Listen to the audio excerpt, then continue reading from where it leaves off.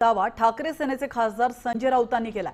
तर शिंदेंच्या पराभवासाठी भाजपने रणनीती आखली आहे असंही राऊत म्हणाले।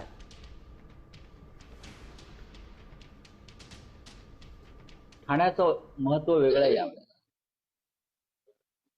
भारतीय जनता पक्षाला ठाण्यामध्ये एकनाथ शिंदेंचा पराभव करायचा एवढंच मला माहिती आहे। एवढंच मला